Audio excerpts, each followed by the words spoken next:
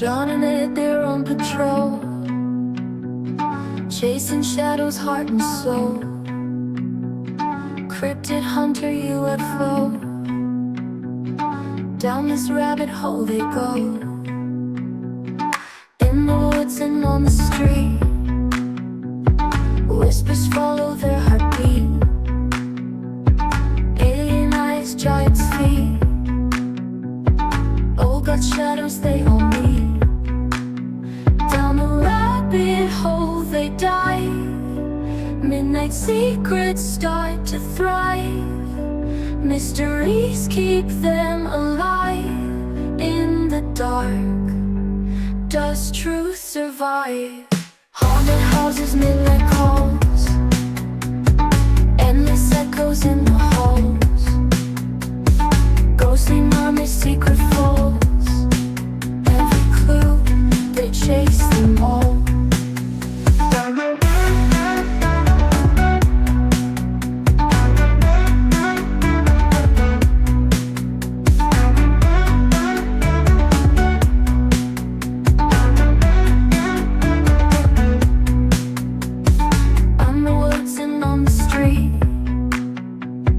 Whispers follow their heartbeat. Alien eyes, giant's feet, old got shadows they all meet. Down the rabbit hole they dive, midnight secrets start to thrive. Mysteries keep them alive. In the dark, does truth survive? Haunting walls, they've got the key. Hidden fears, they set them free. Cryptid hunter, you and me. Down this rabbit hole, let's see.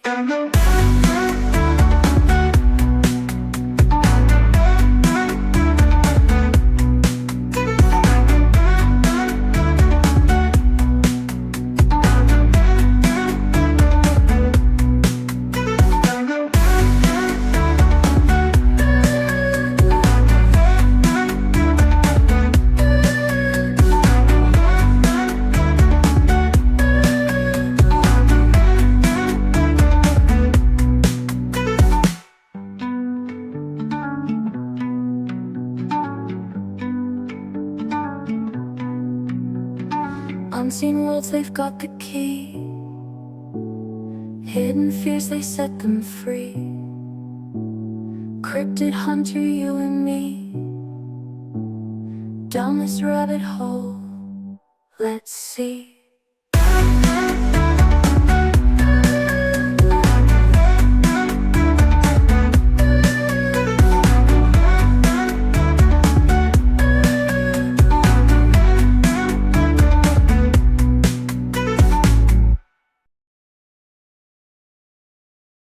Hey, hey, hey, hey. Oh, look, it's working. It's working.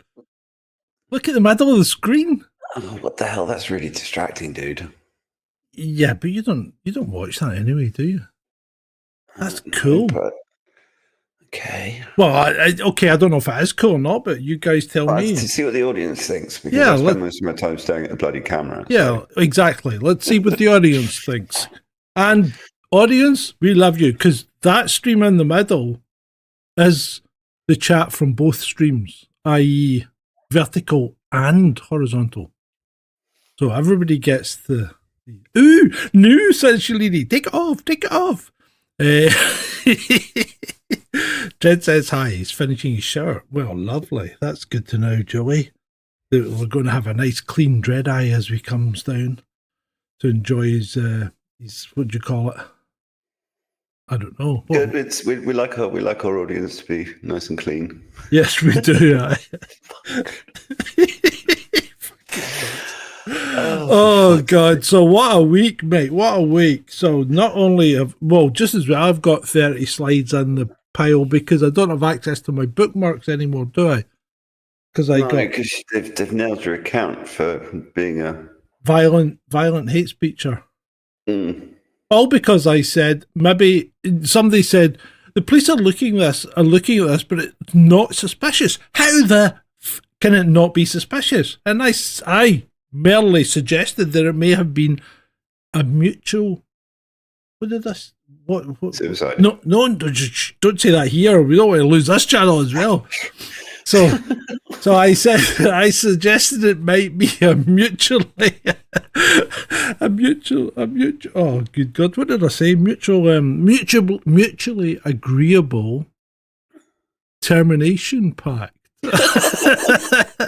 or something like that.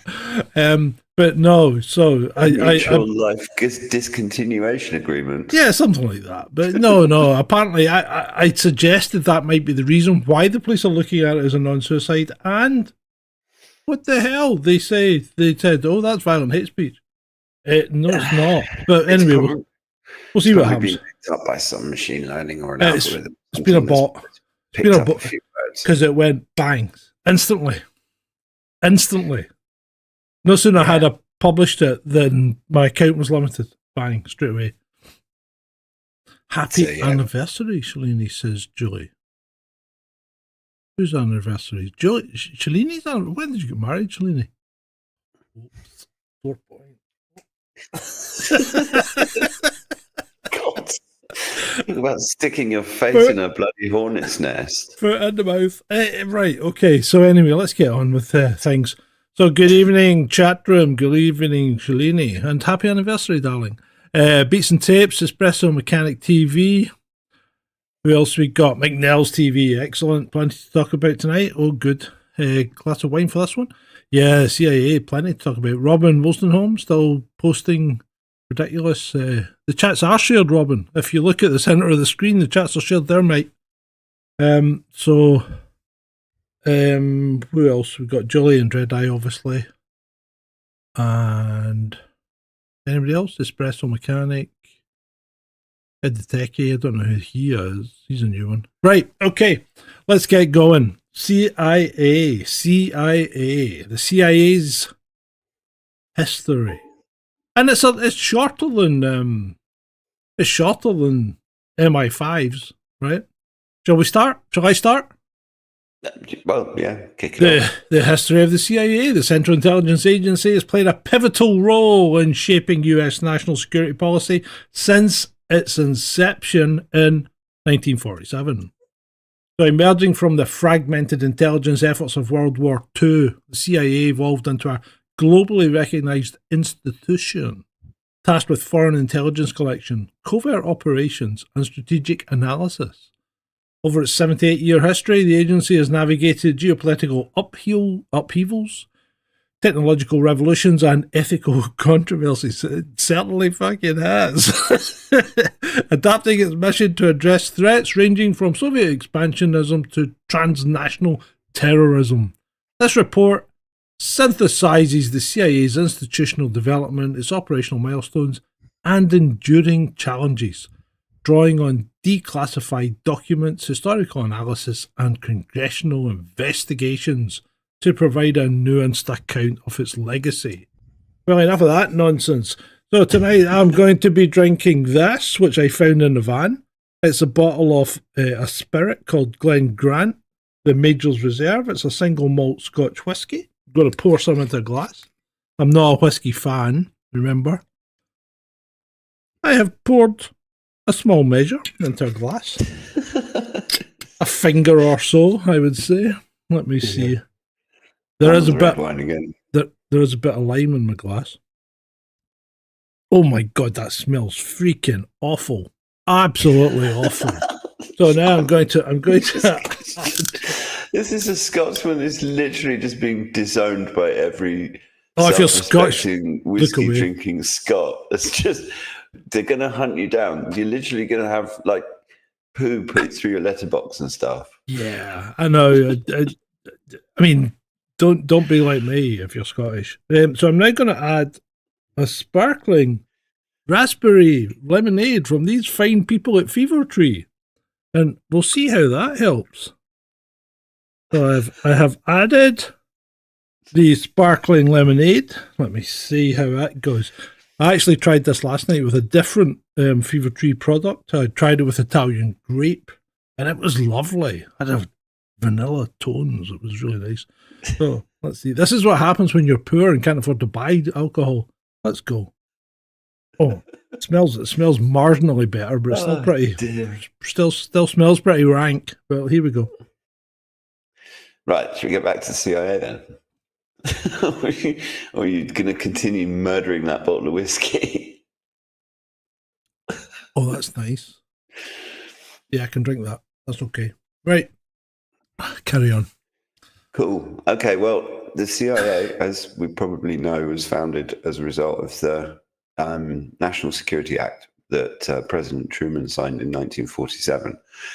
But it had a predecessor, which was called the OSS, which was established in 1942 during the Second World War by a guy that's probably got one of the coolest nicknames of any CIA officer, and he was called General William Wild Bill Donovan. And yeah, I mean, he was espionage, sabotage, psychological operations. Is probably where he got the Wild moniker from. And he essentially created the idea behind the CIA. And I think Donovan originally called it the Central Intelligence Service. And he envisaged a peacetime intelligence agency. But it faced a lot of resistance from entrenched people, because at that time, the US already had the FBI, and they had various military intelligence, army intelligence, Navy, etc. Each branch of the military had their own intelligence gathering operation.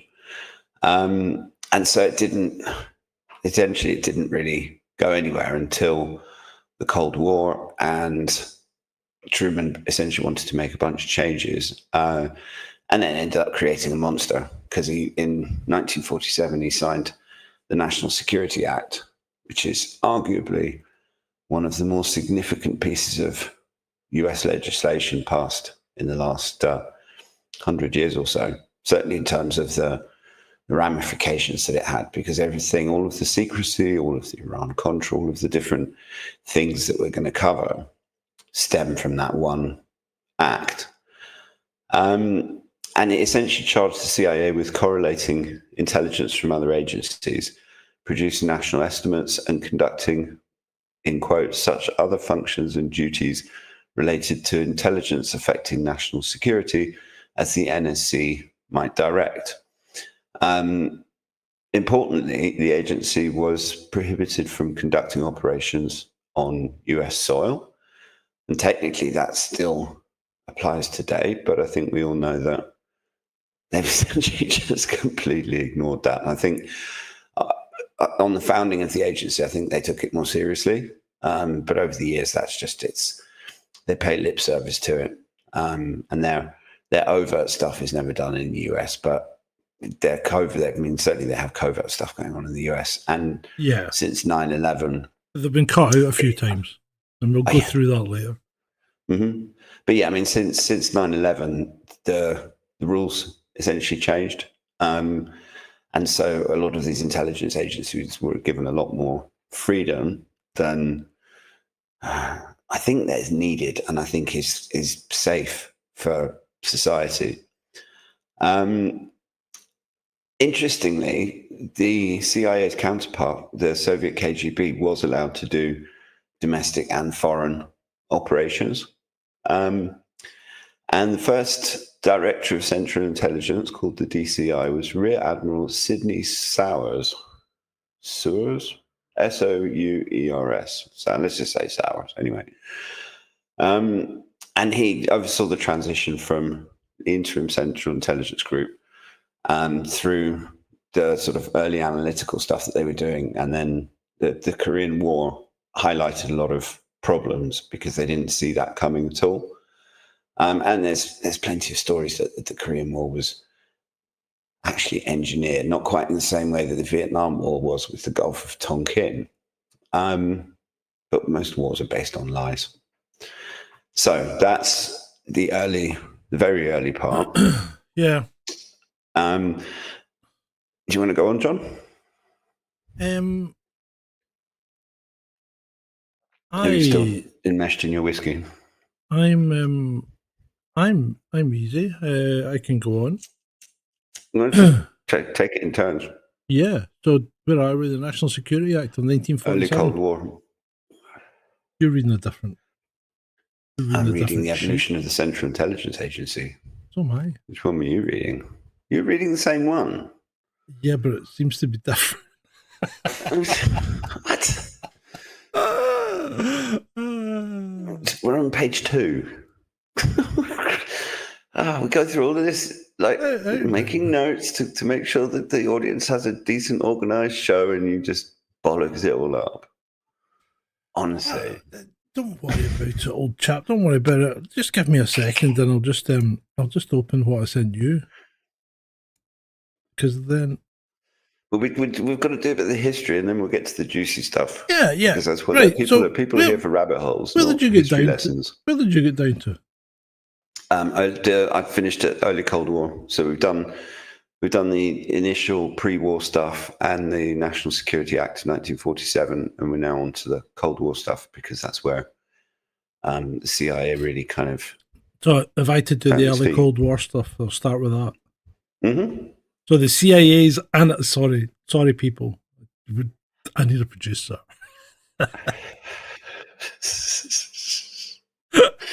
Am I in a different location? I'm in the what do you call it? I'm in the studio. I've not put the green screen on. You can actually see the background to a degree. You can't get it staff ed. You just can't, says Shalini. And she's right. She's 100% right. I mean, I did say I wasn't going to go through this sober. But I've only had like a tiny drop in my drink because this is my first drink of the night. I don't drink until, I'm a professional. I don't drink until I'm on camera. I only drink when I've got an audience. So the CIA's analytical arm, the Office of Reports and Estimates, initially relied on open source materials and military dispatches, much like we do, Ed, much like we do. And they were struggling to penetrate Stalin's regime. The 1948 Berlin blockade and the 1950 North Korean invasion exposed gaps in their human, that's the technical term that means human intelligence. Some say it's a rare beast indeed and not quite proven to exist. But anyway, this prompted the director of the Central Intelligence Agency, Walter Bedell Smith, to expand clandestine networks and establish the Directorate of Plans. My God, they had some good names in those days, didn't they? So imaginative. The Directorate of Plans. It later became the Directorate of Operations.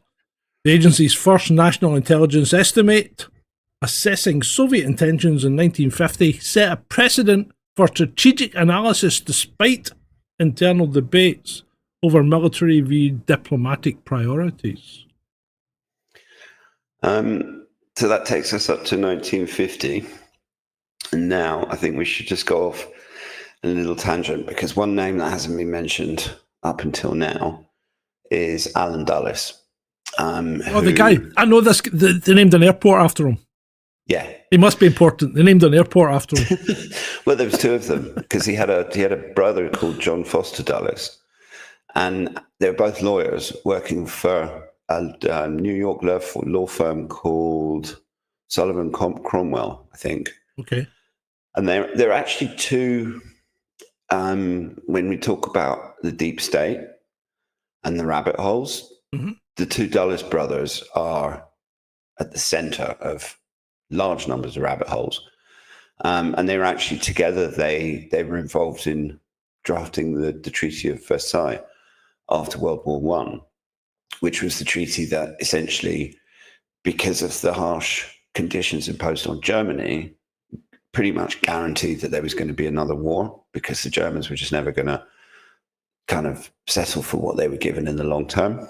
But Dulles is an interesting character because he started in the US diplomatic service in 1916, and he served in Vienna and Bern in Switzerland, Vienna in Austria, Bern in Switzerland. And during the First World War, he worked at the State Department's Bureau of Intelligence. In World War II, he served in the Office of Strategic Services, which we've just talked about, where he was stationed in Switzerland and played a key role in intelligence operations against Nazi Germany. And that's kind of, there's a lot of dark stuff that happened during the Second World War. And the contacts, for example, rat lines that were taking Nazi gold out of Germany and putting it in Swiss banks. And also, there's reports that Dulles was actually connected during the war to Reinhard Gehlen, who is Hitler's intelligence chief, and who was paperclipped after the war and essentially merged his Russian intelligence network into the CIA. And supposedly an awful lot of dark stuff has happened from that as well. But Dulles ended up becoming the first civilian director of the CIA in 1953, and he served until 1961 when John F. Kennedy sacked him, essentially. And you got downloads going on because you're becoming fuzzy again. Am I becoming? No, there's nothing downloading. All right, okay. Let me just. Oh no, I've got YouTube running. Nope, don't think so. Has that unfuzzied me? I think so. Anyway, so Dulles is. There's all sorts of reports that he was connected to John F. Kennedy's assassination. He was the one that instigated the MK Ultra program, which is the mind control experiments that we've talked about in loads of different rabbit holes. Yeah. And also, obviously, the Bay of Pigs, and it was the Bay of Pigs was the reason that Kennedy fired him. Lots of reports and rumors that, well, not reports, but lots of rumors that he was connected to the Kennedy assassination. And also, then he was on the Warren Commission, which investigated the Kennedy assassination. So, yeah, that was Alan Dulles, and that was a little segue because you can't really do a history of the CIA without covering him. Yeah. So the CIA then branches into signals intelligence and crypto analysis. So are we skipping the covert ops? Yeah, let's skip that because we've got plenty to come back to. Mm-hmm. So collaboration with the National Security Agency, NSA, another three-letter agency that we no doubt will go through at some point, or probably more likely they'll come through us. Anyway, I did worry about that helicopter today. I had a helicopter hovering overhead, which is unusual when you're under a flight path. So it must have been the police. Anyway, I don't think they were looking for me or if they were, they never found me. So, yeah, but they only send black helicopters for people like us, John. Yeah, not during the day. So yeah, you're gonna get a hood over your head. Where am I? That's for you to not know. Anyway, so collaboration with the National Security Agency enabled the CIA to intercept Soviet communications, notably through projects like Venona, which decrypted KGB messages and revealed atomic espionage networks. However, technological superiority did not prevent penetration, like Aldrich Ames, 1985. Aldrich Ames, 1985 to 1994, whose betrayal compromised dozens of CIA assets. And also the Kim Philby, who we talked about last week, who was in MI6. He had a lot of connections to the CIA because he was actually stationed in Washington for quite a while. Yeah. And through his leaking of sensitive information to the Soviets, probably did a fair bit of damage to US intelligence operations as much as the British ones. So some famous human rights abuses and domestic overreach that the CIA has been involved in. As we've spoken, and we'll speak about it again, no doubt, Project MK Ultra, 1953 to 1973, a clandestine program testing LSD and other mind control techniques on unwitting and unknowing subjects, including US citizens, without their consent, One of whom, Frank Olson, supposedly chucked himself out of a hospital window. Yeah. Yeah. That happens a lot in Russia as well. Anyway. That's something now I've heard. Oh, okay. The Family Jewels Report, 1973. Now, apparently it was a documented assassination plots. Patrice Lumumba, Fidel Castro tried to take out Fidel Castro. These were the targets, and it had domestic surveillance and drug experimentation in it as well. Domestic surveillance. Bear that in mind. Yeah. I mean, Patrice Lumumba, just so people know, he was an African leader of what's now the Congo, what used to be called Zaire, and used to originally be called the Belgian Congo.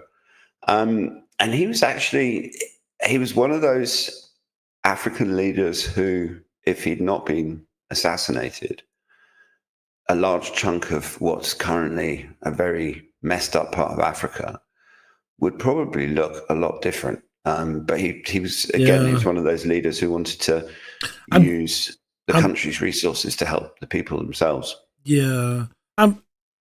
I'm kind of a mixed bag because, to be fair, regardless of who's messing up Africa, it seems to be messed up all the time. But anyway, leaving that aside, the 1975 Church Committee, Senate investigators exposed illegal activity leading to oversight reforms like the Foreign Intelligence Surveillance Act.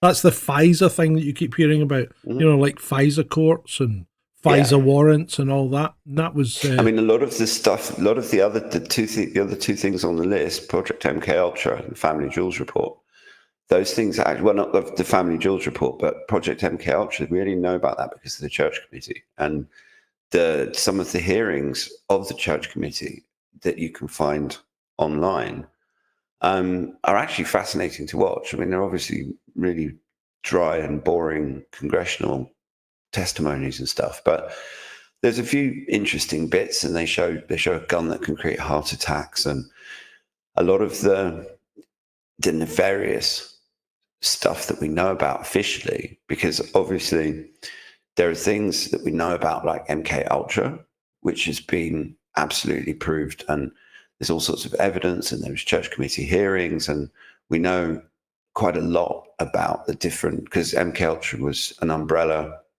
project for lots of different ones.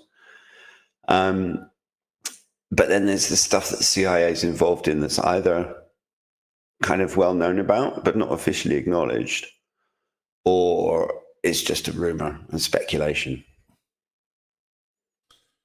Right. Where are we now? Iran-Contra. But then there are some other operations that we could talk about first before Iran-Contra, because, I mean, obviously there was the thing with Lumumba in Zaire, but there was also the 1953 coup in Iran, which unseated Mohammad Mossadegh, who was the first democratically elected leader of Iran, and was another one of those people who wanted to use Iranian resources to help Iranian people. And obviously that's unacceptable to the British and the Americans, BP mainly. And so the CIA sent Kermit Roosevelt in, and he fomented a coup against Mossadegh, and then we ended up with the Shah. And the Shah, he's a funny one, because I've got an Iranian barber who is absolutely... Sorry, hold on, can I rephrase that? You have an Iranian money launderer who specialises in cutting hair. Whatever. He cuts good hair. He gives good head shaping. He's totally not as dodgy as the guy who owns the salon anyway. But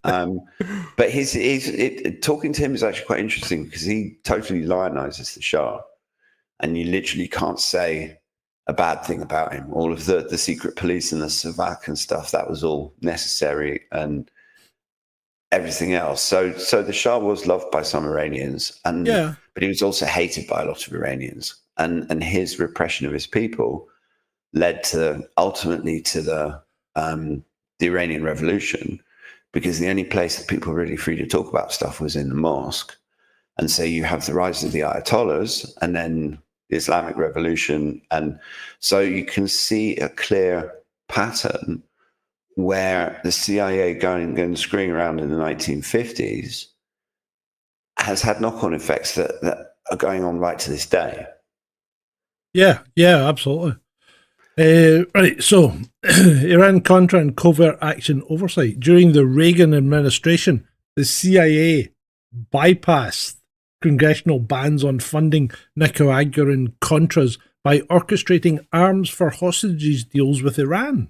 Lieutenant Colonel Oliver North. Do you remember Ollie North? Remember his testimony? Oh, he was brilliant.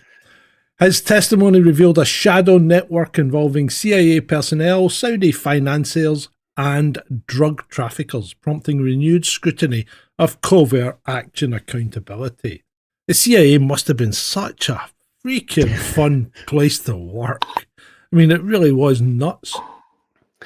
Yeah, if you think fun is overthrowing governments and generally ruining the world, because if you look at all of the regime change operations, I mean, the number of people that have died as a result, and in some cases horribly, some of these death squads in Latin America, El Salvador, Nicaragua, places like that, they were absolutely brutal. And the CIA had the School of the Americas, which was a training camp where I think it was in the Florida Everglades or something.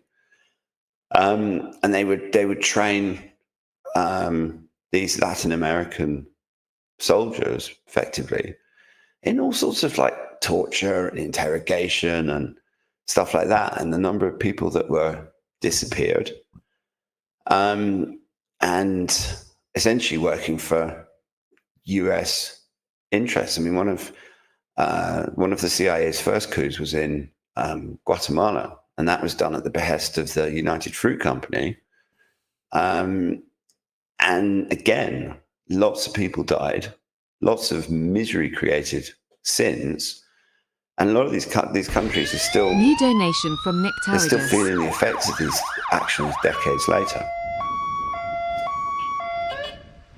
Thank you, Nick Tarragus. He has donated. Thank you, Nick Tarragus. Appreciate it, mate. I'm glad somebody does. Bless him. Right. Now I've got a little treat for, well, I don't know if it's a treat, but I've got a little treat for you. You can sit back for 5 minutes, Ed. I've recorded something earlier on, now that we're into the 1990s and just about to hit the 2001 mark. We have a little something for you to just sit back and listen to. Dead of Night, May the 1st, 2011. Operation Neptune Spear. A mission that will change history and bring justice to the mastermind behind the September 11th attack. A compound stands silent in Abbottabad, Pakistan, a high-walled fortress hiding America's most wanted terrorist. For years, intelligence operatives had been meticulously tracking a courier known as Abu Ahmed al-Kuwaiti, slowly piecing together the puzzle that led to this moment. Inbound, 23 Navy SEALs from Team 6, an interpreter and a combat dog prepared to execute the most significant counter-terrorism operation in American history. These weren't just any special forces. Well, technically they weren't at that because they were on special assignment to the CIA, because you can't have armed forces going into somebody else's country. But that's another point altogether. These were the elite of the elite, selected for their extensive experience in demanding operations and specialised skills. At 10:30 p.m. local time, 2 Black Hawk helicopters lifted off from a US base in Jalalabad, Afghanistan. They were carrying the SEAL team across the Pakistani border. The night sky provided cover as they approached their target, a compound, where intelligence suggested that Osama bin Laden had been hiding for years. The CIA put it 55%, but Obama decided to go with it. As they descended towards the compound, disaster struck. What should have been a hover to allow the team to rope down into the compound became an emergency landing, a hard emergency landing, as the tail rotor struck the concrete wall of the stockade. It landed hard inside the compound walls, rolling over, breaking its spine. The mission could have ended there, but these were SEALs, trained to adapt and overcome. Despite this setback, the team proceeded with their objective. Moving through the darkness with night vision goggles, the SEALs approached a guest house where one of bin Laden's couriers lived. The door was locked. As they prepared to breach it, shots rang out from inside. The SEALs returned fire, eliminating Al-Qaeda, the very courier who had unwittingly led them to bin Laden. The team methodically cleared the main building, neutralising the second courier and his wife on the first floor. On the second floor landing, they encountered and eliminated bin Laden's son, Khalid. Tango down. Then came the moment of truth. The SEALs ascended to the third floor, where intelligence indicated bin Laden would be found. The terrorist leader was confronted by America's finest warriors. Flanked by an unloaded AK-47 and a Marikov pistol, he was efficiently dispatched, one to the chest and one to the head. The man who'd orchestrated the deaths of thousands of innocent people was down. The team leader radioed back. For God and country. Geronimo. EKIA. Geronimo was bin Laden's codename. EKIA, enemy killed in action. In the White House Situation Room, where President Obama and his national security team watched this entire operation unfold, the president simply said, "We got him." The extraction, with their primary objective to complete, the SEALs gathered valuable intelligence material, computer hard drives, documents, DVDs, thumb drives, and cell phones that would provide crucial information about Al-Qaeda's operations, including their illegal copying of Disney movies. They destroyed the downed helicopter to protect its classified technology and prepared for extraction. After approximately 45 minutes on the ground and watched by an ever-increasing crowd of locals brought out by the firefight, the team boarded the remaining helicopter and a backup Chinook that had arrived, carrying with them the body of Osama bin Laden and a treasure trove of intelligence. Bin Laden's body was flown to the aircraft carrier USS Carl Vinson in the Arabian Sea. He was then dumped at sea like trash, ensuring no gravesite would become a shrine for his followers, denying him martyrdom. Operation Neptune Spear represented the culmination of years of intelligence work, military planning, and unwavering determination. In just 38 minutes inside the compound, SEAL Team 6 had accomplished what had seemed impossible for nearly a decade, bringing the world's most notorious terrorists to justice. The mission stands as a testament to the skill, courage and precision of America's Special Operations Forces and the intelligence community that supported them. On that night in May, America's longest manhunt ended with two simple words. Geronimo. EKIA. Good evening. Tonight, I can report to the American people and to the world that the United States has conducted an operation that killed Osama bin Laden, the leader of Al-Qaeda, and a terrorist who's responsible for the murder of thousands of innocent men, women, and children.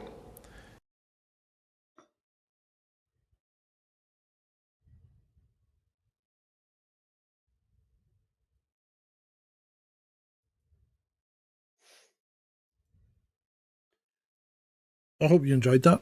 I've been speaking into a muted microphone there. Although I have to say, I have always thought that whole thing was bullshit. Yeah, well, Actually, hey. I thought your rendition of the official story was good, but I think the official story is bullshit. I think because apart from anything else, there's all sorts of reports that bin Laden died years ago. He was in a hospital in Saudi Arabia. Yeah, where he was being visited by US somebodies. Yep. And that he was on, he had kidney failure and that he was on dialysis. And also the fact that they chucked his body in the sea. Yeah, it was a kind of giveaway, isn't it? Well, yeah, it also handily prevents any kind of DNA identification. And then to cap it all off, all of the SEAL Team 6, who were the gentlemen who conducted the operation, They're all dead. They all died in a rather suspicious helicopter crash. Now, having said helicopters aren't the most reliable of craft, but military helicopters fall out of the sky with regularity. Somebody was oh no, it's all right. We'll cover it in all in about aircraft crashes. Anyway, right. So that was just a little. I thought I'd do that as a little nice little interlude break up.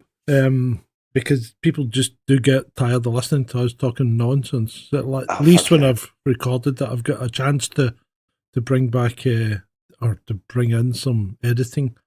Mm-hmm. Anyway, where are we? So, yeah. Strategic shifts after 1991? Well, we were going into the 90s, yeah. So yeah. The dissolution of the USSR forced the CIA to justify its budget and its mission. Counter-proliferation, i.e. tracking North Korean nuclear programs, and counter-terrorism gained prominence. Through human capabilities atrophied. That's the human intelligence part. Now imagine how bad it was if they're atrophied. The 1998 East Africa embassy bombings and the 2000 USS Cole attack highlighted that Al-Qaeda's rise, yet bureaucratic inertia hindered a pre-9/11 intelligence sharing. And Al-Qaeda was obviously a creation of the CIA. Well, yeah, because Al-Qaeda came about while the Afghanis were fighting the Soviets in Afghanistan. Yep. And Bin Laden, a young Bin Laden at that point, was pretty much helping them out and was funded by the CIA. Mm-hmm. I mean, there's obviously it's a Hollywood movie, so historically it's not particularly accurate, called Charlie Wilson's War. Yeah. That essentially details the senator in the US, Charlie Wilson, who pushed and pushed and pushed for the US to send all the resources that these mujahideen in Afghanistan who were fighting the Soviets, and they just gave them loads of weapons and surface-to-air missiles and all kinds of things, and effectively made the idea was to bleed the Russians. Ooh, we've ever heard that before? In Afghanistan, and eventually the Russians pulled out. And yeah, so this whole notion that the CIA was fighting Al-Qaeda it's kind of factual, but it's a bit disingenuous because they bloody created it in the first place. And supposedly, I mean, there's Bin Laden himself was actually, by all reports, he had connections to the CIA because he entered the USA in the 1980s under the alias of Tim Osman. And so the CIA knew exactly who Bin Laden was. I mean, he was they knew who he was. Family in Saudi Arabia as well. They just didn't have a clue where he was. That was a problem. Officially, they didn't know where he was.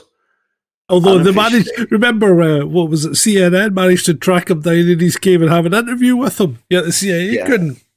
Exactly. Yeah. But anyway.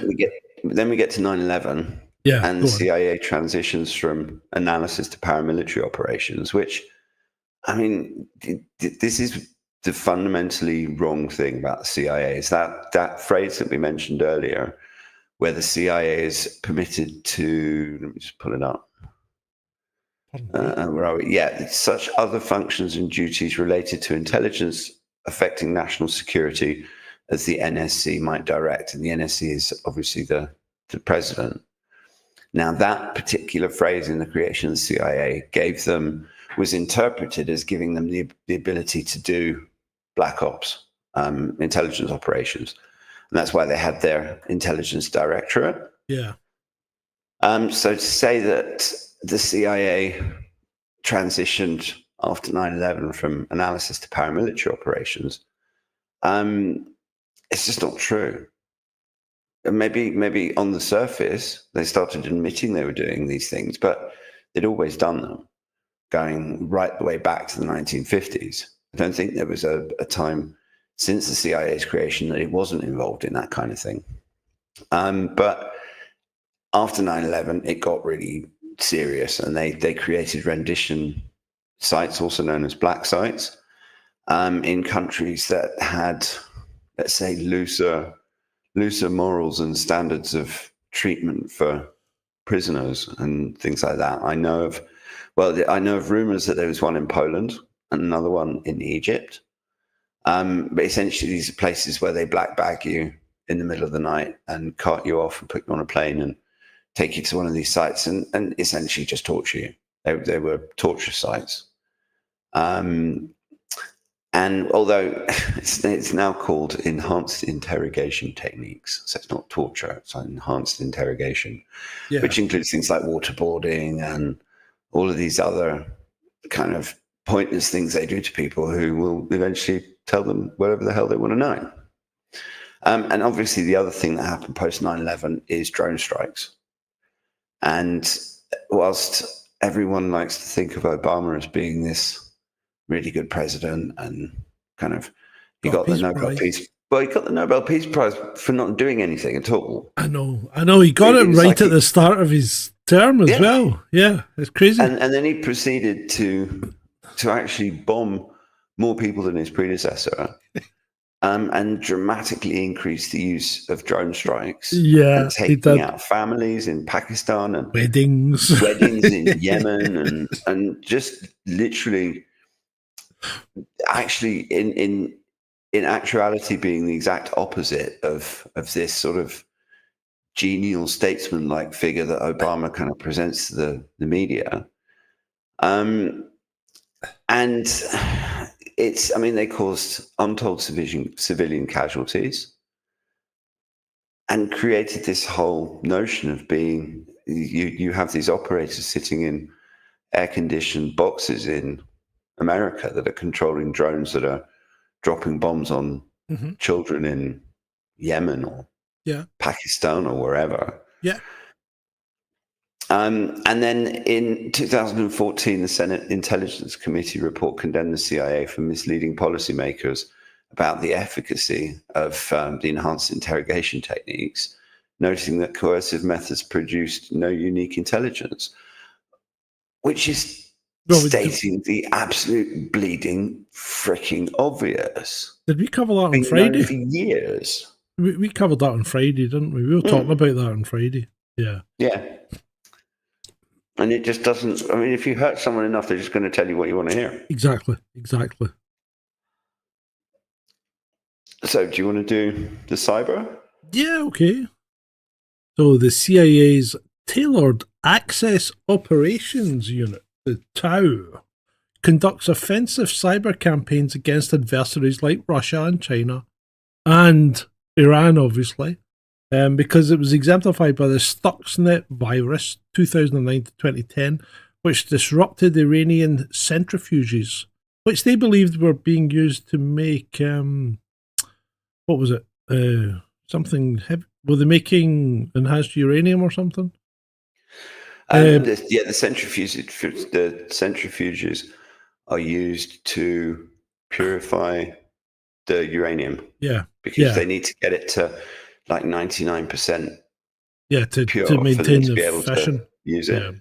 However, the 2016 Russian election interference, allegedly, revealed vulnerabilities in defending US democratic processes. That's such nonsense. That is, I'm sorry, but that Russian election interference in 2016 is proven nonsense.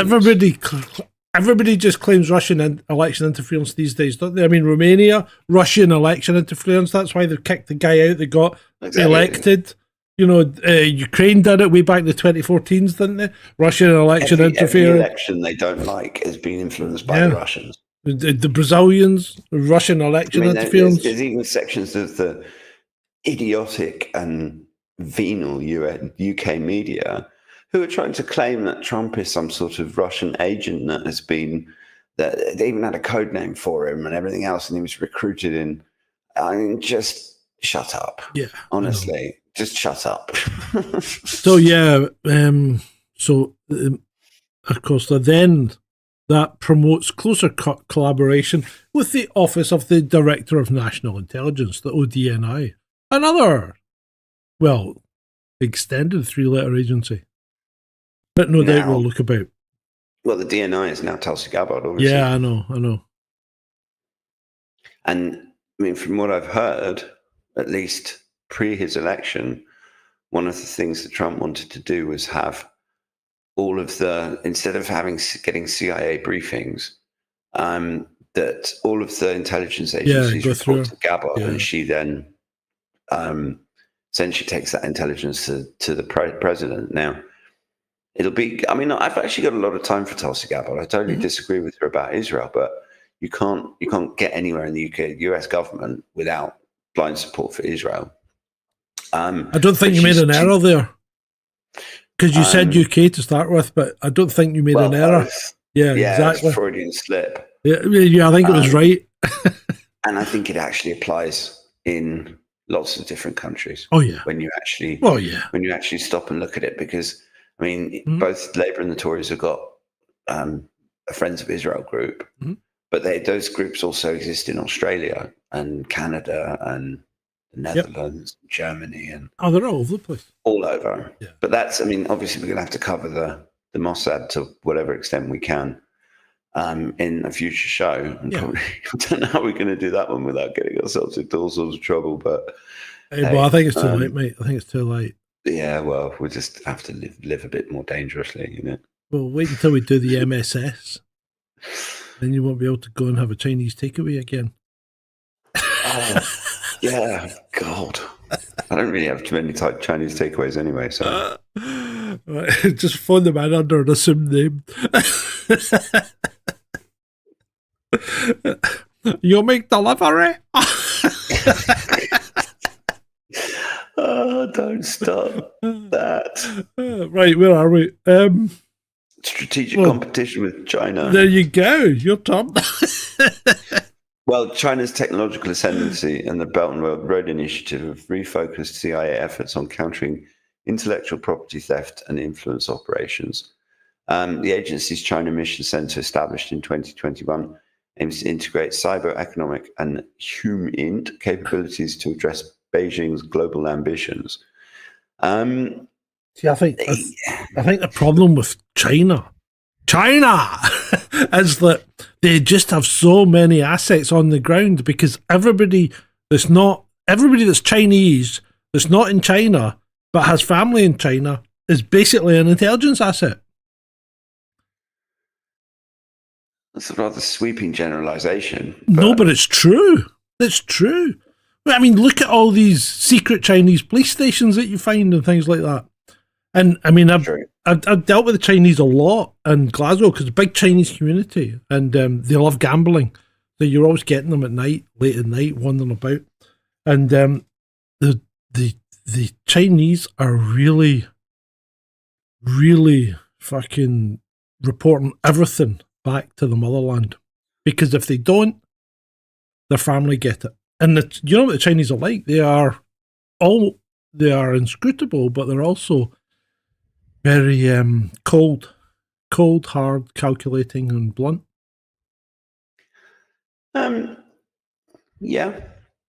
I mean, I've never been to China, so the closest I've gotten to China is Chinese takeaway, frankly. It's a very homogenous society, you know. I mean, they're not. But I think it's also, it speaks to a general, and obviously this is stuff that's on the surface and in officialdom, but for a long time, certainly since the 90s, there's been complaints about the CIA's human intelligence gathering, both in places like Russia and China. But just generally speaking, they seem to have come to rely far too much on technology, satellites, and electronic eavesdropping and things like that. And when you're actually trying to gather intelligence about a place, I think one of the reasons that they were as successful as they were against the Soviets is that they had a much better degree of human intelligence. Now, part of the problem behind that is that a lot of the human intelligence that they had during the Cold War was actually of Nazi origin, because of Reinhard Gehlen and because of Operation Paperclip. And the Dulles, Alan Dulles essentially brought him over to the American side at the end of the war, and they arranged for him to get through Switzerland. And Galen was clever because he took all of his files with all of his contacts and everything else, and he buried them in a forest somewhere. I'm not sure if it was Germany or somewhere else in Europe. And then he went and turned himself in to the Americans, and ended up being taken to see Alan Dulles, who he then did a deal with. And Galen promised to bring his intelligence because he wanted to keep fighting the Soviets effectively. So a lot of the human intelligence that the Americans were getting about the Soviets during the 1950s and 60s and 70s was actually old Nazi agents and Nazi contacts. And I've always wondered how much that influence of those sorts of people actually contributed to the overall mindset of the CIA through the years, because you can't integrate people like that into your network without them, without their ideologies and their particular way of doing things, of infecting everything else. And it's one of the darker aspects of the CIA that doesn't really get enough focus, because for years nobody knew about paperclip. There was just rumors and conspiracy theories, and then when it all came out that actually, yes, this did happen and all of these people were brought over, people like that don't just seamlessly integrate into American society and become good American citizens who like baseball and apple pie and no, they don't. Stuff. So it's like everything though. There's good and bad amongst everyone, and it's like McNeil's TV says. He worked in China. The people good just under a bad system, just like us. Well, yeah. I lived in Hong Kong, and Chinese people are great. They're great, but the problem is, if the government, which the Chinese government are a hard-faced, what would you say, authoritarian to the extreme, right? If the Chinese government has a hold over you by attacking your family and friends back home, then you have no option but to feed stuff back to them. And that's what does happen. It does happen. I can assure you.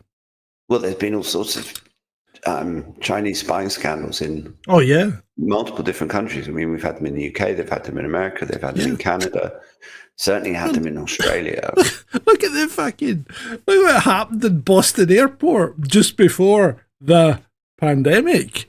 Remember?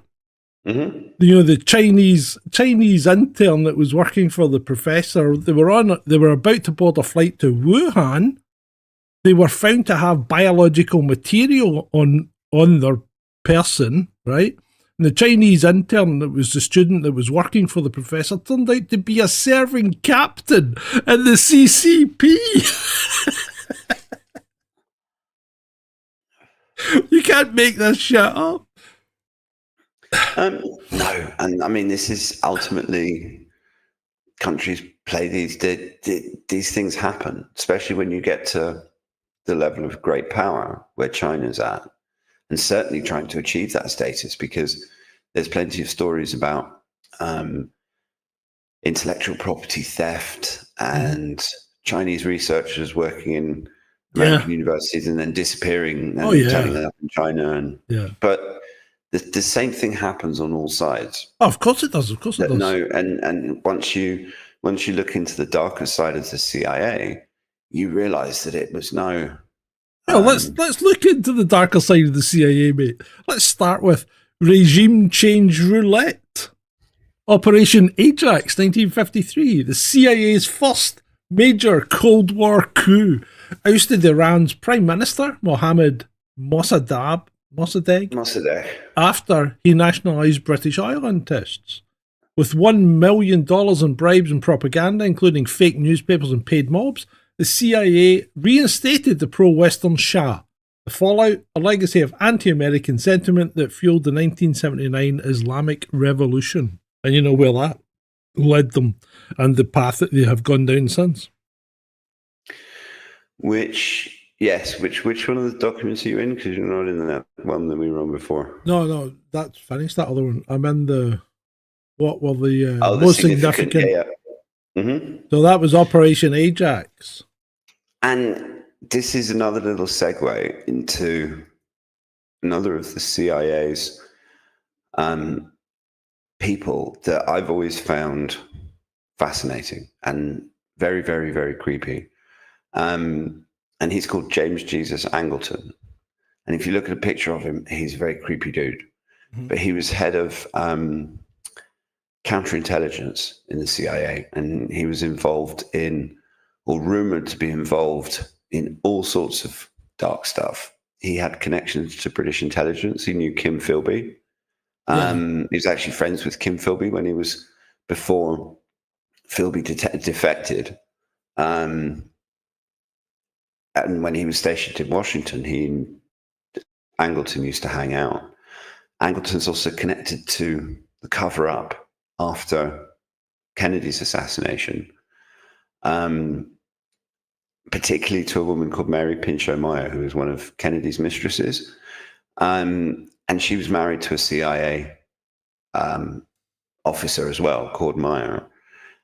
And so she moved in those circles. And I mean, they lived around the block from the Angletons, and they used to spend Sundays together and things like that. And after Kennedy was assassinated, it was rumored that Mary was essentially trying to figure out who killed him. And she had a diary.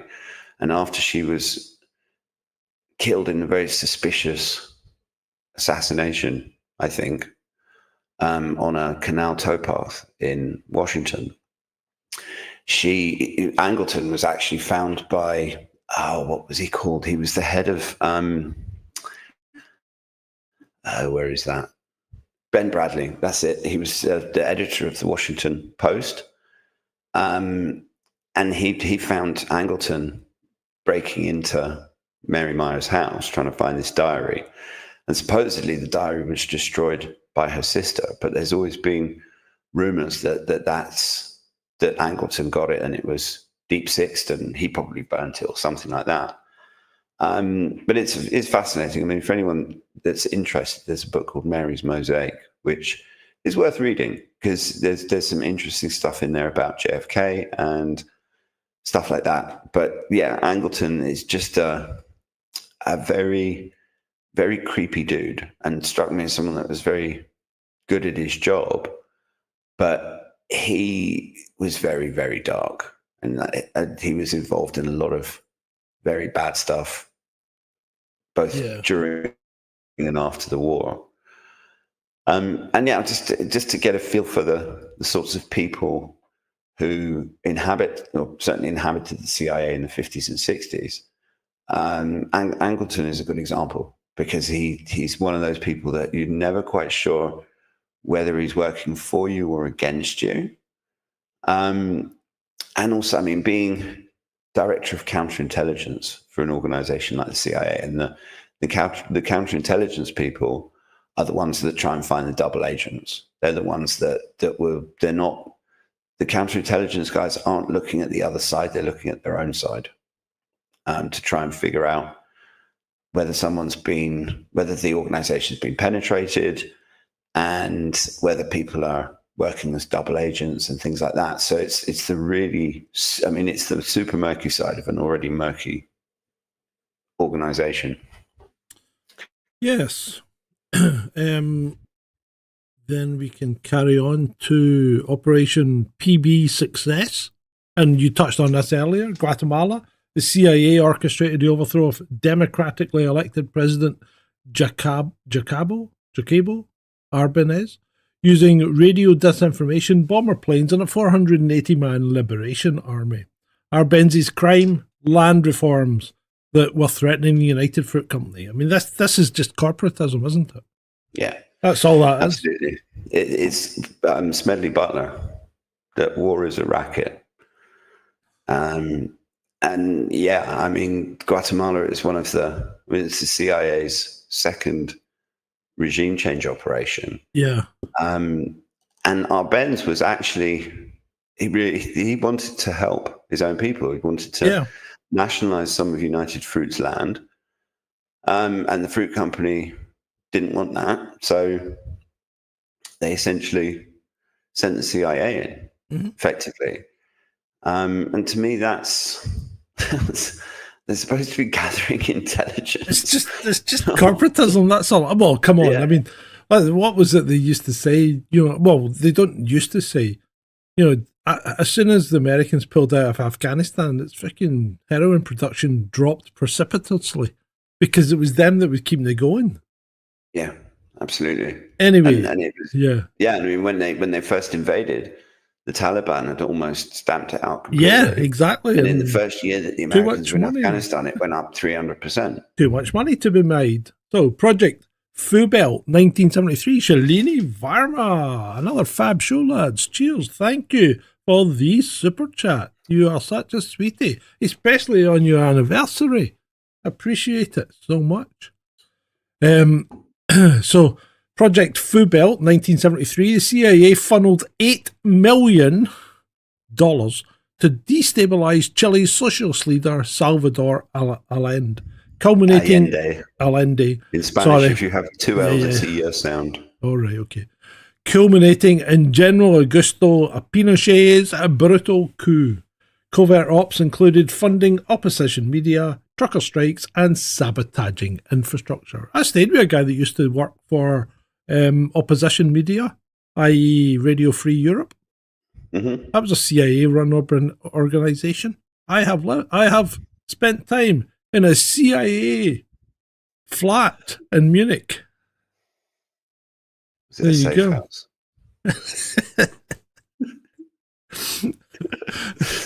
And we've covered two. Obviously, we don't have time to go through all like 80 or something. No, we're just picking we're cherry picking the best ones. Yeah, but it's worth bearing in mind that there pretty much isn't a single country in South or Latin America that has not had the CIA screwing around in it. Yeah, I don't think there's a single country in the world that's not had the CIA screwed around. Yeah, that's true.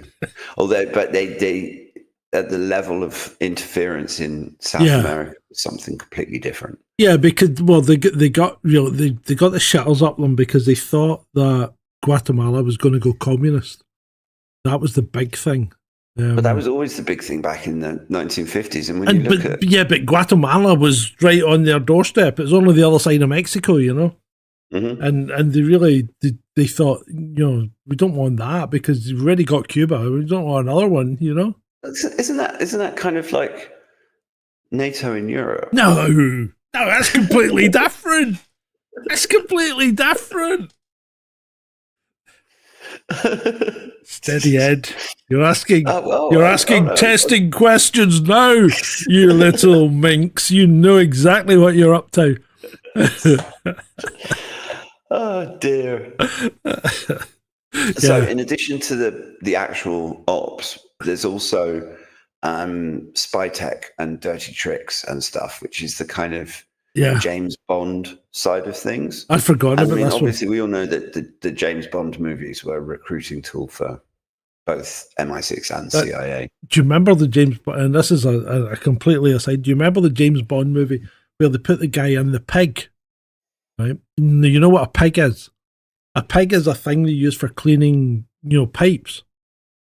So they put this guy in a pig in the Russian side of the East Germany or whatever it was, and they shot him along the pipe to get him out in the West German side, because obviously the Russians at that point were still supplying us gas. Do you remember that one? No, I do. I remember him putting that guy in the pig and thinking, "Oh no, I wouldn't like to do that at all." But they did a lot of that because there was Operation Gold in 1955 where CIA engineers dug a 1,500-foot tunnel under East Berlin. That's not insubstantial. 1,500 feet into a foreign country. And that was to tap Soviet military cables. And despite being compromised by CIA mole George Blake, the intercepts revealed Soviet troop deployments and nuclear plans. And that's something that they've done. They've spied on underwater cables. A lot of the phone lines and stuff back in the day. And I mean, they're still doing it. All this surveillance is not, it's just gone up a notch, and we're probably all being watched by an all-seeing AI that sees everything and knows everything. Yeah. But then we also had the U-2 spy plane, which there was a famous incident where a U-2 pilot called Gary Powers was shot down. And supposedly the U-2 was unshoot downable because it flew higher than they thought Soviet missiles. 80,000 feet, I think it flew at. Yeah. I mean, there's an amazing aircraft. Yeah. And they used to just have super snazzy cameras on it, and it would just fly at massively high altitude taking pictures. And obviously the spy planes they kind of lost their usefulness when the satellites came along. Yeah. But I wouldn't be surprised if there are still U-2s. I mean, the American military doesn't throw anything away. Well, the thing is, the spy planes that are, they're usually taken up by drones now, right? But it's better to have a drone because you can task it to an area and it can loiter, you know? Mm-hmm. Whereas a satellite can't. A satellite is moving, and they're moving fast, you know? They're doing what? 17,000, 20,000 miles an hour or whatever, depending on what orbital ring they're on. So they're moving fast. But a drone you can stick up there and it can loiter for hours. Mm-hmm. And also satellites can be predicted. If you know the satellite is there, then you can, if you know what its flight path is and what sort of orbit it's in, you will actually know when it's coming overhead. So you can just get indoors and hide away from it. They used to do that as well, though, by putting out like inflatable tanks and aircraft and things on runways to make it look like you had more stuff than you really had. Mm-hmm. I mean, deception it's not the kind of loud and glamorous, or not glamorous, but the loud and exciting part of war, of people shooting at each other. And obviously that's not exciting. It's a bad choice of words, but that full-on overt aspect of war, of people and tanks and artillery and things like that. The secret stuff is just as, if not more important, because you're getting information, and that information you potentially, if you get the right piece of information at the right time, can lead to a massive win. Yeah. So yeah, the other thing about the dirty tricks obviously is MK Ultra. I mean, that's a rabbit hole in itself. Yeah. We've kind of covered that. Yeah, and I mean, probably most of the people listening to the show have at least heard of MK Ultra before, but we'll come back to that one. I don't think we can do that one justice in the time that we've got. And we've covered Osama bin Laden. Really, we've done him. We've done the kind of Contras and the Nicaraguans. Then we did touch on Operation Bloodstone, 1948 to 1950s, when the CIA recruited ex-Nazi scientists and spies, some with war crime records, to infiltrate Soviet bloc countries. Their tasks: sabotage railways, spread anti-communist propaganda, and assassinate targets. So the CIA hired literal Nazis to fight communists. Mm-hmm. That's what that's what they did. That's a matter of fact. That's a matter of history. Absolutely. The next one, though, I've got to do the next one. The next one I love. This just sounds fantastic. I didn't know about this one. Operation Rubicon, 1970 to 1993. In a joint op with West Germany, the CIA secretly owned Swiss firm Crypto AG, which sold rigged encryption machines to 120 plus countries. Their backdoor access decrypted communications during crises like the Iran hostage saga and the Falklands War. I'll bet there was an awful lot of business people compromised there, and an awful lot of money made by people in the CIA. Yeah, absolutely. Then there's one of the crazier operations that involved Howard Hughes as well. Yeah, which was when Project Azorian in 1974, the CIA built an $800 million ship called the Glomar Explorer. It's a huge ship as well. Yeah, it was enormous, Yeah. absolutely massive. And it was to salvage a sunken Soviet sub from the Pacific floor. We're talking thousands of meters Yeah. deep. Yeah. And although they didn't quite pull it off, and it was partially a botched operation, they did recover nuclear torpedoes and code books, and all while pretending to mine manganese nodules. So the whole thing was set up on the surface, it was a mining ship, but it was actually going out to lift the Soviet sub. And I'm not sure that the Soviets ever knew about it at the time. They probably found out about it afterwards. Mm-hmm. But yeah, and then we get the scandals. I guess this is yeah. This is kind of the concluding part, because not everything, whilst the CIA has tried to keep everything that it's done secret. Yeah, but it hasn't. It's successfully been a spectacular failure at doing that. And so, I mean, their first big failure, obviously, was the Bay of Pigs in 1961. Yeah. And the CIA trained exile force they failed spectacularly to invade Cuba, which embarrassed JFK, even though it was actually Eisenhower, Kennedy's predecessor, who signed off on the operation. And it was Kennedy they were pressuring him to provide air support, because the whole operation itself was already underway. And they went to, I think it was Dulles, went to Kennedy and said, look, this is going to happen. We're going to need your support. And they managed to browbeat Kennedy into going ahead with the operation, but he refused to provide air support. And Castro's troops were essentially waiting for these Cuban exiles. And it was these Cuban exiles that had been trained in places like Florida and School of the Americas and things like that. Yeah. And it was a massive failure, because they needed the air support to defeat the Cuban army, and that didn't happen. So the whole lot of them were massacred effectively. And I mean, that ultimately caused a massive ruction. At one point, Kennedy said he was going to blast the CIA into 1,000 pieces and scatter it into the wind. Yeah. And there's a lot of... That didn't go well, did it? No. But there's a lot of theories that was one of the big... Because he fired Allen Dulles as well. And Dulles was, I mean, a massively powerful person in Washington, with even not working with the CIA. He still had all of the social connections, and he knew people like Angleton, and there was an awful lot of people that actually were pissed off with Kennedy for firing Dulles, and also for not supporting. I mean, he certainly, amongst the Cuban exile community, Kennedy created a lot of animosity, because he essentially, as far as they were concerned, he betrayed them. So yeah, it's a difficult one though, because if he had, I mean, it's an interesting mental exercise to imagine, what if Kennedy had provided air cover?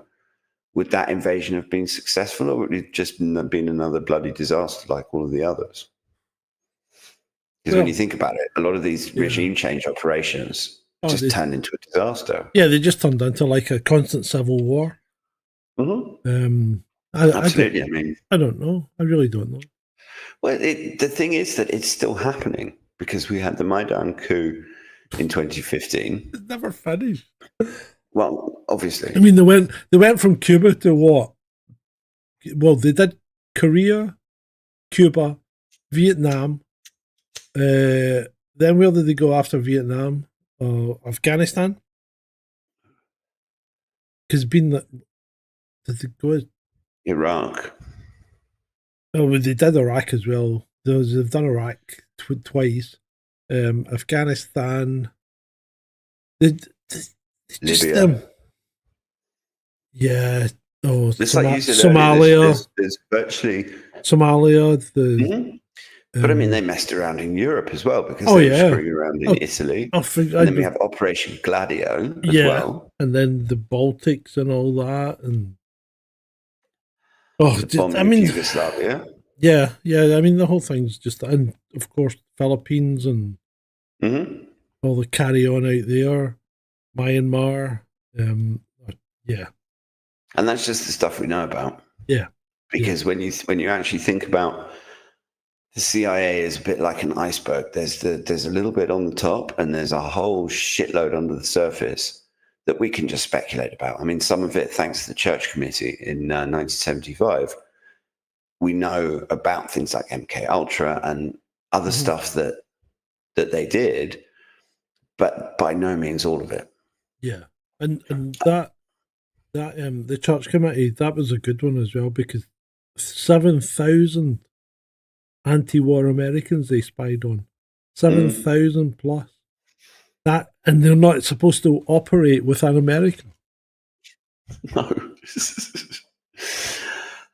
It's crazy. But I mean, it's an absolutely fascinating organization. And I mean, there have been hundreds, if not thousands, of books written about it. And those books will continue being written because the dirty tricks continue. And they seem to operate. It's a bit like MI6. They're kind of a law unto themselves, and they have this massive amount of power. And technically, there's supposed to be oversight, but as we've seen, that oversight's not particularly effective.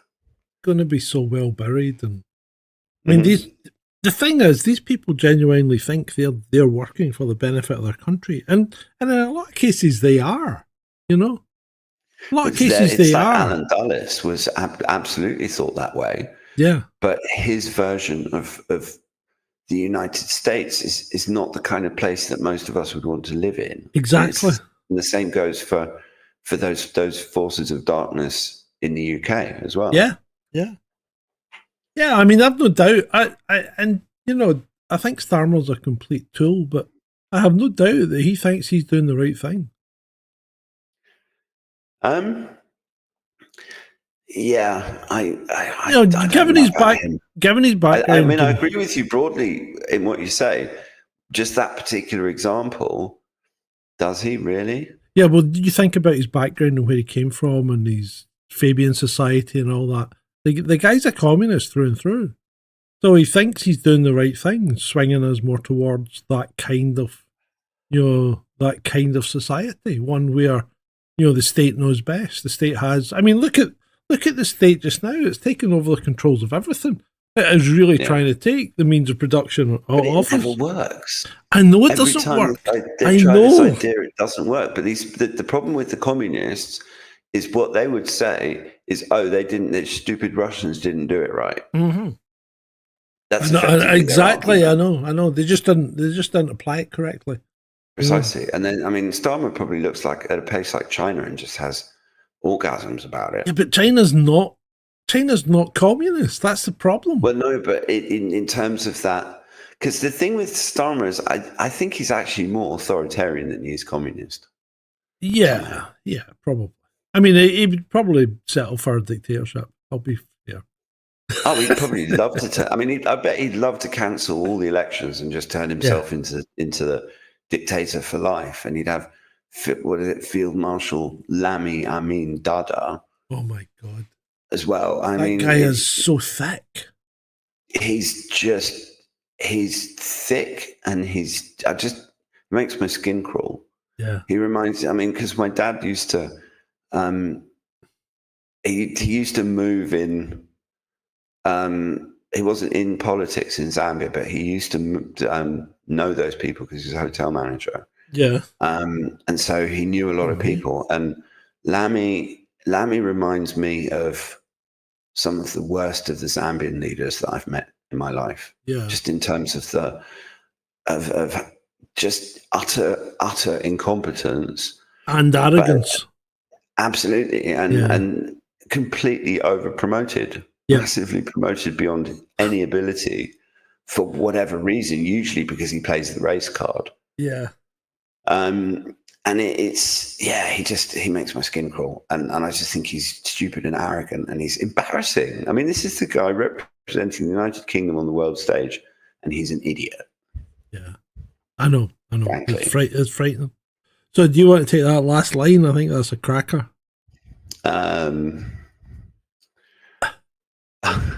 Yeah, ask yourself, why does Antarctica pop up 47,000 times in CIA files? Maybe Admiral Byrd's lost diary wasn't so fictional. 47,000 times. Yeah, it's just a big enigma, because because we've done a rabbit hole on Antarctica, but actually trying to find out what's really going on. Why the hell did all of those important people visit Antarctica at the end of 2019, just before the pandemic, including people like the Pope and Klaus Schwab and all these sorts of people that, why the hell would someone like Klaus Schwab go to Antarctica unless there's a very good reason for it? As far as we know officially, Antarctica is snow, ice, rocks, penguins, icebergs, seals, more penguins, some whales, a few more penguins, and a bunch of scientists doing research, and a few crazy bastards doing things like being the first. But it happened a few weeks ago. So I think she was Scandinavian or something, and she's the youngest woman ever to get to the South Pole, right? Okay. And doing things like that. But at the same time, why the hell? I mean, it's freezing cold. There's nothing there. Why the hell is Klaus Schwab and the Pope going to Antarctica? And it wasn't just them. There was loads of them that went. What's his Antarctica that we're not being told? Astronaut. What's his name? For the hell? Buzz Aldrin. Buzz Aldrin. Yeah. And I mean, there's all sorts of rumors and stories about pyramids. And there's a channel on YouTube, Mars. He does. He looks at photos of Mars that have been released by NASA, and he looks for signs of manipulation. And there's a few videos on his channel where they're actually looking at Antarctica, and there are lots of instances of pictures from Antarctica being completely doctored, in the same way that there are pictures from Mars being completely doctored. And there's something being hidden. I mean, I've heard stories about pyramids in Antarctica. When you say Mars, do you mean Devon Island? No, I mean the actual Mars. But the rover's on Devon Island. You know that. Well, maybe they're faking it and they're taking pictures on Earth, and they have to hide things that are clearly like lemmings and walrus jawbones and all these sorts of things in the spine of some decomposing sea creature that turned up. All these sort of things, yeah, sure. But there are still. I mean, there are some interesting pictures from Antarctica of what look like pyramids buried in the snow. That are too straight and too angular to be natural formations. Okay. And there's also obviously all of the rumors about secret Nazi bases in Antarctica. It's the interest of Hollow Earth. It's the interest of Hollow Earth. Captain Bird's, sure. I mean, Captain Bird's stories about Antarctica. And then we're just not even going to go down the flat Earth thing, which is ice walls and all that nonsense. But yeah, forget that. But is it lizard people that live in the Hollow Earth? Could be. Well, from the stories that I've heard about Hollow Earth, I ain't heard anything about lizard people. Have you not? No. Oh. And lizard people wouldn't live in Antarctica because it's too cold and lizards are cold. No, but they live in the Hollow Earth. They just come in and out through Antarctica. Well, at this point on this ridiculous clown planet of ours, nothing would surprise me. Yeah, I know. Honestly. So, CIA, good guys or bad guys? What do you think? Complicated guys. I think that the thing is that I'm sure that there are a bunch of people currently working for the CIA, some of whom may well be listening to us, who genuinely think that that they want to do the right thing. They want to protect their country, and they want to fight the bad guys, and they want to stop harm coming to American citizens, and they're doing it with the best of intentions.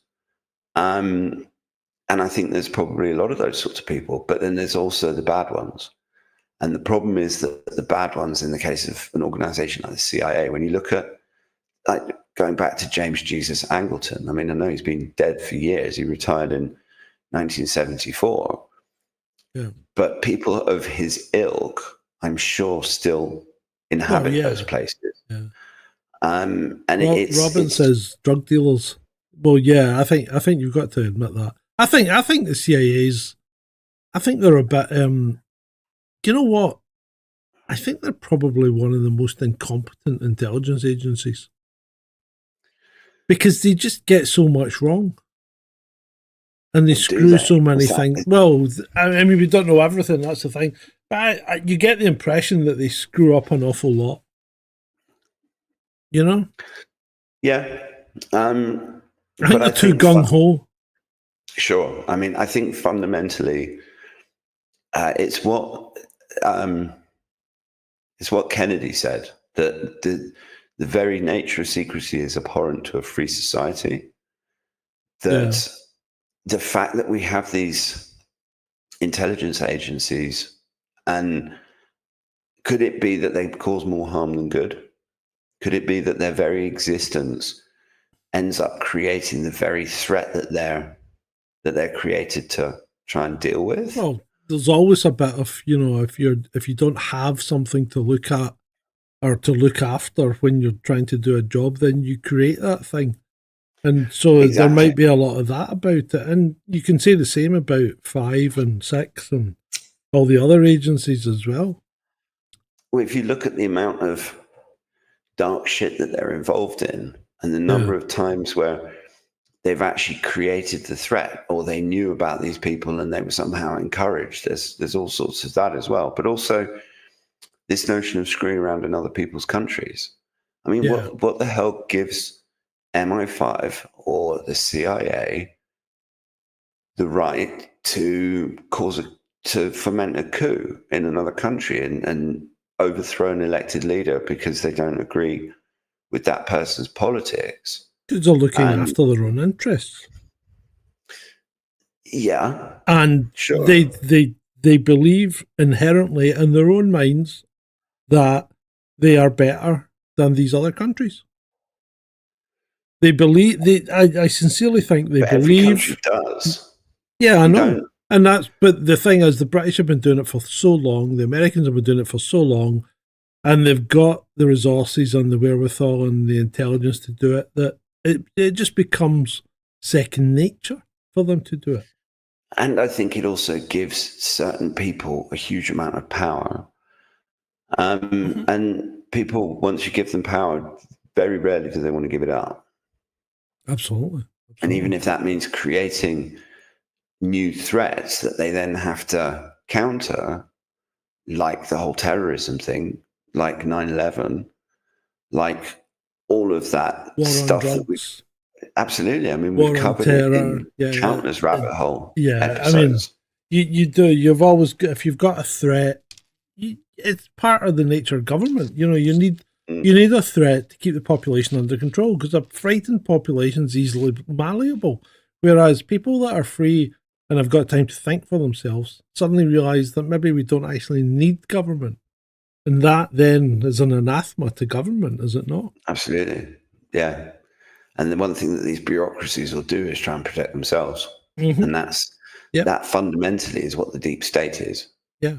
It's that entrenched bureaucracy that exists everywhere. I mean, we're seeing loads of examples of it in the last, since Trump was elected, with Musk and Doge and like surfacing all of this crazy stuff that they were spending money on, essentially to infiltrate themselves. And then the US government was funding the organizations that were promoting migration. It's like you're paying for your own takeover, effectively.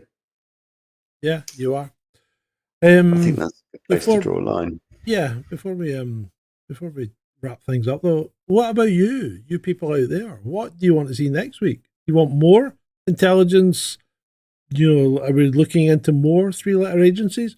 Or do we want to take a break and dive into something more esoteric, more exotic? You tell us. What do you want us to go into? And if we do want to stay in the intelligence field, where are we going next? I do think though that the CIA really hit a home run when they called their building the George Bush Center for Intelligence. Well, if we're going to do another intel agency next week, I think we should cover one of the ones on the other side, like KGB or the Stasi or the Chinese one or one of these other ones. I mean, maybe the KGB would be an interesting one. Yeah.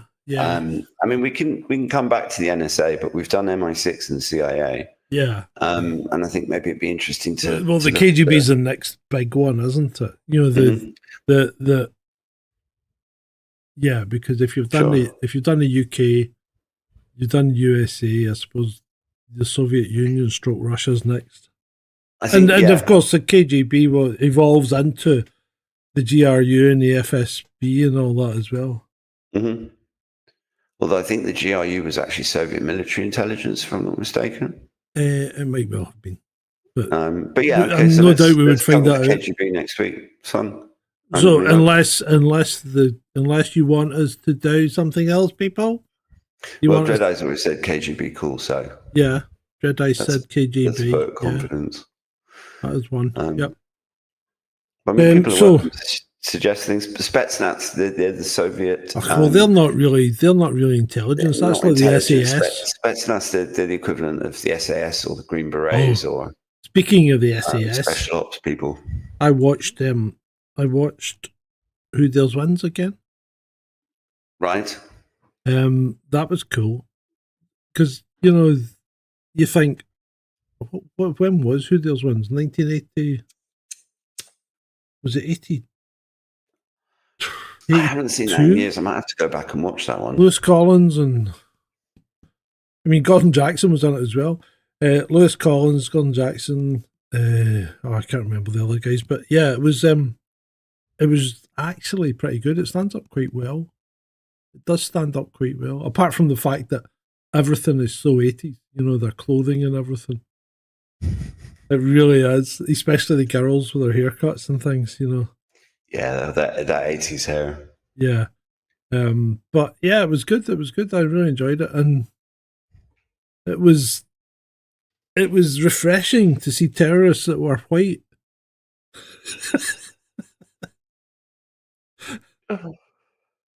But yeah, it was quite good.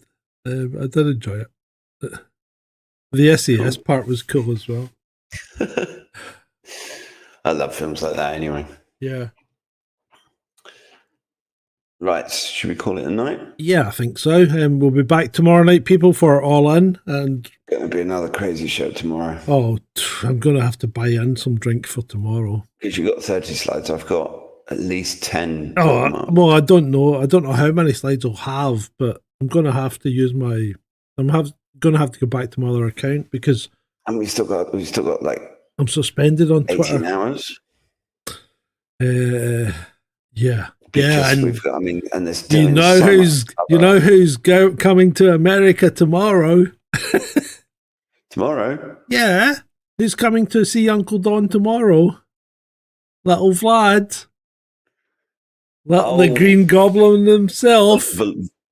Yeah, the Green Zelensky. He's coming to sign away the rights to his country.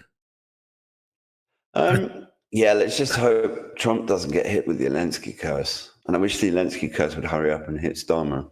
Yeah. But yeah, back tomorrow. It's going to be a good show. Yeah, tomorrow will be boiled. And looking at this moment in time, it's looking like it might be the KGB next week. Which doesn't, well, I don't know if it's bad or not. We'll find out. But we'll obviously be talking about a certain Big Vlad who used to work for them. Mm-hmm. Yeah.